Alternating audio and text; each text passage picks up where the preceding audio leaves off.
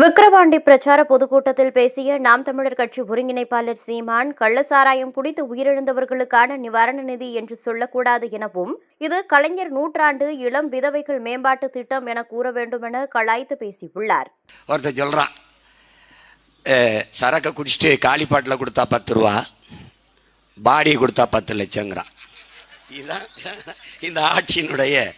இப்போ நீங்கள் கள்ளச்சாராயம் குடித்து செத்தவர்களுக்கு நிவாரணம்னு சொல்கிறத மாற்றிக்கிறணும்.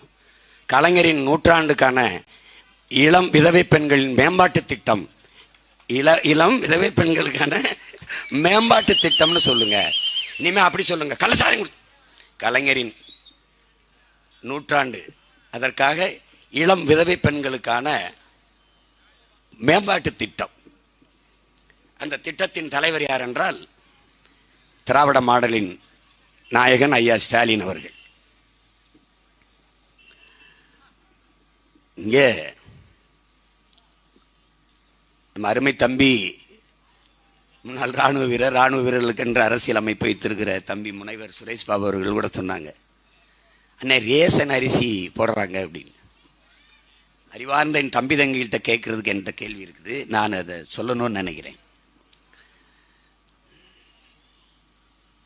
நம்ம அப்பா ஒரு விவசாயி, நம்ம ஒரு விவசாயி, நீ ஒரு விவசாயி. நம்ம நிலத்தில் விளையுது நெல், அதை நம்ம விற்கிறோம். நம்ம நிலத்தை விற்கிறோம், அரிசியை விற்கிறோம், நெல்லை விற்கிறோம். அந்த நெல் அரிசியாகி கடைக்கு விற்பனைக்கு வரும்போது தரமாக இருக்கு. மக்கள் சேவைக்கு ரேஷன் கடைக்கு வரும்போது தரமற்று புழுத்து போய் மூக்குக்கிட்ட கொண்டு போக முடியாத நாத்தடிக்குது. ஒரே வயலில் விளைந்த நெல் வியாபாரத்துக்கு போகும்போது தரமா போகுது, மக்களுக்கு கொடுக்க ரேஷன் கடைக்கு வரும்போது தரம் கட்டு வருது. இடையில என்னடா நடக்குது? இதுதான் கேள்வி. நீ கேட்க வேண்டிய கேள்வி இதுதான். என்ன நடக்குது? என்ன நடக்குது?